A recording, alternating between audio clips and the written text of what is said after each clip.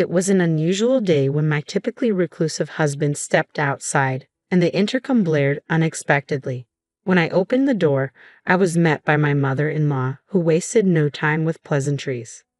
"Let's be honest," she said, her tone cutting. "My son has a well-paying job, while you're currently unemployed, spending your days aimlessly. This isn't a good match. From now on, I've decided to live here with him, so I'm asking you to leave." Her harsh words hung in the air, leaving me speechless. "I'm sorry, I was busy working and didn't hear the doorbell," I replied, trying to maintain my composure. "You're lying to me again," she shot back, her voice dripping with disdain. "I know all about your so-called work, your failure to manage the household, and how you waste your days doing nothing. Whether you believe it or not doesn't change the facts," I countered, my anger rising. With a smirk, she waved a document in front of me. "Do you know what this is?" she asked, her eyes gleaming with triumph. "What is it?" I inquired, a knot tightening in my stomach. "These are divorce papers, already filled out by my son. He doesn't want to be with you anymore." "Now sign here and leave," she demanded, her gaze unwavering. I felt my heart race as I stared at the papers, my hands trembling around the pen. It was a stark contrast to the unwarranted joy on my mother-in-law's face, wistfully unaware of the turmoil I was experiencing. "My name is Samantha, and I'm a freelance writer and editor who works from home. A few years ago, I was employed at a publishing company where I gained invaluable experience that helped me build a steady income. I had been diligent, saving a considerable amount of money, which allowed me to live comfortably, even in the unpredictable world of freelancing. I met my husband, Kevin, while working at the publishing company. At that time, I was a fledgling editor, and he was an aspiring writer. We both made our share of mistakes and faced numerous challenges, but like me, Kevin never gave up. His perseverance and commitment to his craft not only inspired me but also drew us closer together. After several years of dating, we got married, and I transitioned from my corporate job to freelancing. The early days of our marriage were filled with hope, although I wasn't yet fully established as a freelancer, and Kevin was still chasing his dream. We supported each other immensely, sharing household chores and splitting living expenses evenly. A couple of years into our marriage, my freelance business began to stabilize. It was around this time that Kevin started portraying himself as a successful writer to his parents. The reality, however, was far different. Despite his relentless efforts, he faced repeated rejections from publishers. No matter how many applications he submitted, success seemed just out of reach. He often made it only to the second round of selections for writing opportunities. I knew he wanted to reassure his parents, understanding how worried they would be if they realized the extent of his struggles to achieve his dream. Out of respect for Kevin's feelings, I remained silent and went along with the story he told at my in-law's house. At first, all I had to do was smile and nod.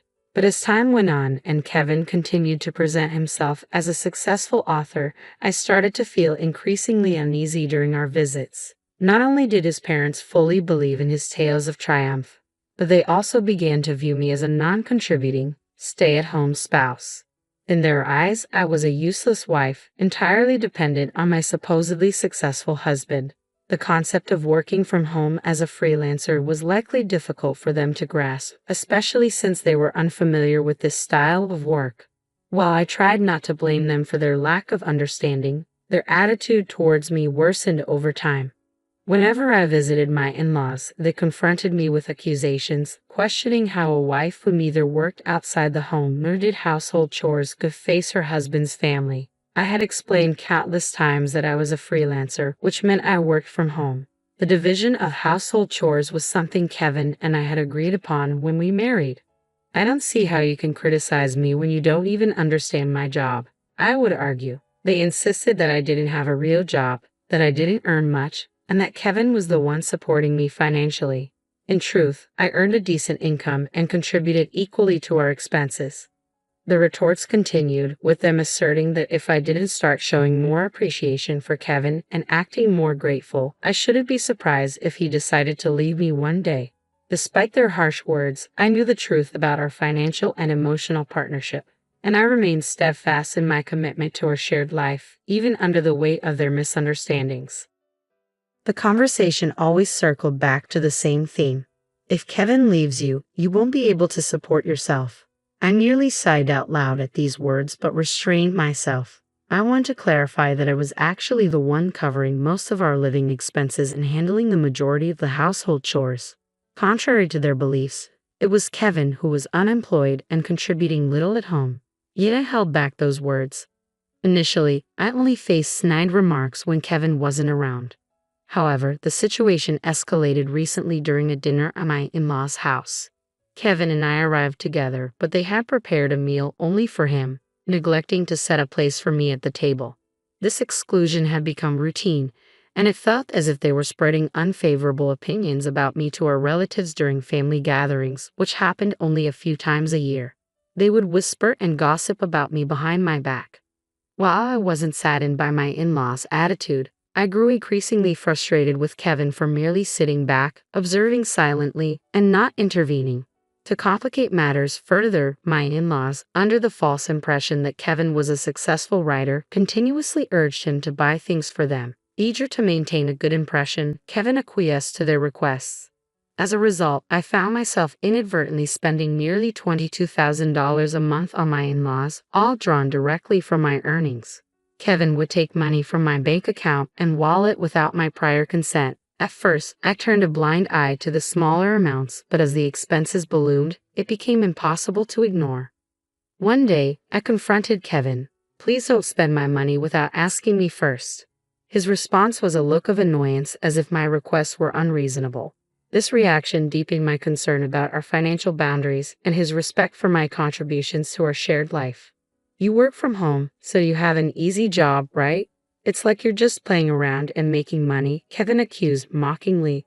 "Since it's so easy for you to earn money by playing around, why not spend a bit on my mom? Don't be stingy." "Kevin, do you really see my job that way?" I asked, shocked. "Yes, I think it's an easy job because you get paid to stay at home every day," he replied nonchalantly. I couldn't believe he thought so little of my work. As he walked away, laughing loudly, I realized I had reached my breaking point. I could no longer endure this treatment. It was then that I decided I would divorce him. I had always believed Kevin was my ally, no matter what my in-laws said, encouraging me to give my best. But now, even he was ridiculing me. I was painfully aware that while Kevin spent hours in his room, he wasn't working on his manuscript. Instead, he was playing computer games. When we first met, he was serious about his writing, always eager to craft something compelling. The dedicated Kevin I had loved seemed to have vanished. Resolved, I began secretly searching for a one-bedroom apartment, determined to find a new home for myself. I quietly organized my personal belongings, preparing for the moment I would leave. After a while, I found a promising apartment and had already visited it to ensure it was what I needed. One day, while Kevin was out, my mother-in-law arrived at our house. She rang the intercom with an eagerness that felt intrusive. As soon as I opened the door, she strode in and made herself comfortable on the sofa in the living room, as if it were her own home. "Samantha, you need to get the hell out of this house," she demanded bluntly. "What are you talking about?" I asked, confused by the sudden accusation. "I've been telling you for a long time that you're unemployed and don't contribute to the household chores. You're nothing but a useless wife," my mother-in-law asserted sharply. "There's no way Kevin, a successful writer, is compatible with someone like you." I tried to interject, but she cut me off. "If you leave this house, I'll move in. That way, I can cook for Kevin every day without having to look after that woman, Kevin's grandmother. She's incredibly picky about how food is seasoned and complains about dust when I clean. I can't live with her anymore, so I've decided to stay here with Kevin and send her to a nursing home." "How do you plan to pay for a nursing home?" I questioned, trying to keep my composure. "I'll just have Kevin handle it. He's making plenty of money, so it shouldn't be too hard for him," she replied casually. "But you're in the way, so will you please just get out?" With that, she threw us a set of divorce papers in front of me. "Why do you have those?" I demanded, stunned. "I made him fill them out a while ago. I told him to divorce you as soon as possible," she said, a smug, unpleasant smile spreading across her face. I examined the divorce papers, and to my surprise, they were indeed written in Kevin's handwriting. Strangely, this revelation brought me a sense of relief. I had been ready to move out, but was uncertain about how the divorce would unfold. I had expected Kevin to be reluctant to end our marriage, to cling to the love we once shared, and to resist signing the papers.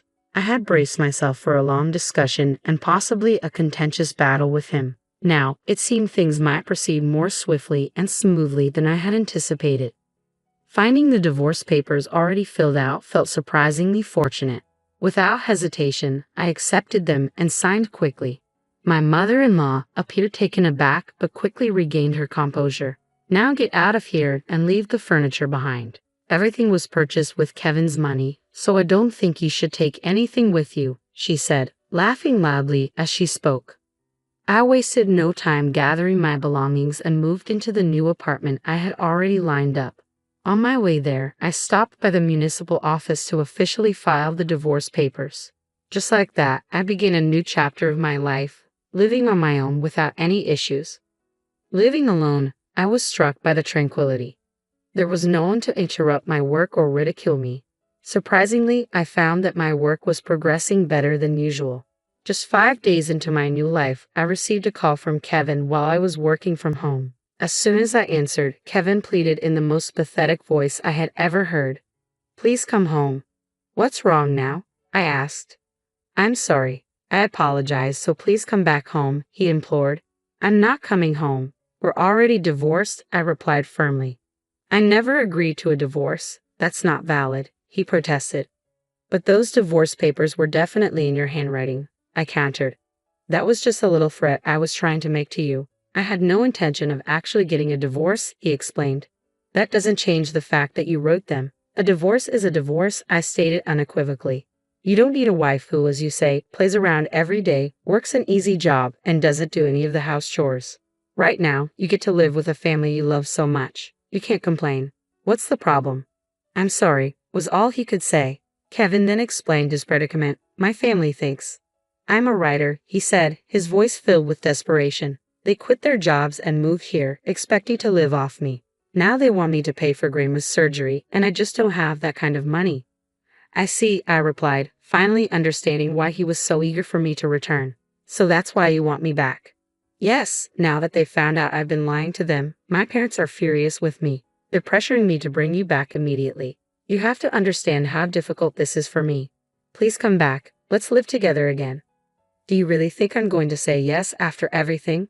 "We're divorced, Kevin. You need to handle your real problems," I responded. "Don't be like that, Samantha," he pleaded. No matter how many times I reiterated that we were divorced and that he was now a stranger to me, Kevin wouldn't accept the separation. He grasped at any possibility of reconciliation. Finally, in frustration, he said, "Fine, I'll divorce you if you insist, but you know what? If you divorce me, you should be responsible for my parents' care and alimony, which you were supposed to help with while we were married." "What are you talking about? If you hadn't divorced me, my parents would have ended up in a care facility, and we would have had to pay for it. You should be the one to pay since you pushed for the divorce. They found out I lied about being a successful writer. My parents are angry and emotionally hurt. All of this turmoil is because of your selfish decision to divorce." "I can't pay alimony," he added. "No, I will pay that," I stated firmly, knowing his troubles were of his own making and not my responsibility to fix. I couldn't grasp what Kevin was trying to imply. When we were married, he'd have called me a jobless, worthless wife.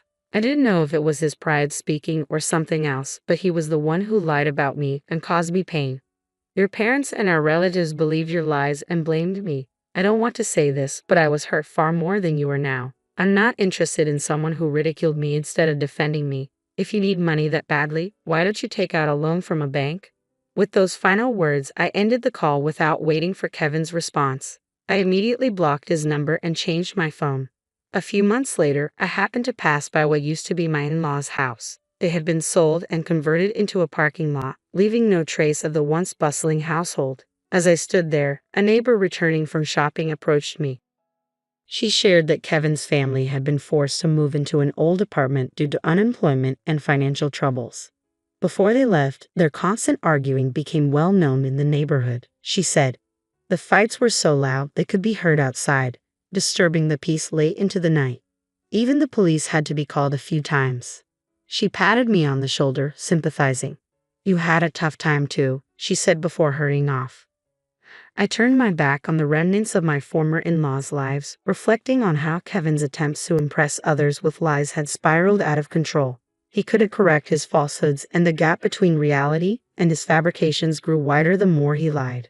I never anticipated our story would end like this. The turn of events in my life proved to be much more interesting than any of the novels Kevin aspired to write. It's strange how small incidents can spiral into catastrophic endings, much like the plots he dreamed of penning. Yet it's ironic that Kevin, who wanted to be a storyteller, couldn't foresee this in his own life. The saying, "truth is stranger than fiction," really holds true here. I do feel a bit sorry for Kevin. He ruined his own life by lying to his parents and chasing after personal glory. But observing him has been a valuable lesson for me. I'm determined to learn from his mistakes, ensuring that I don't fall into the same traps he did.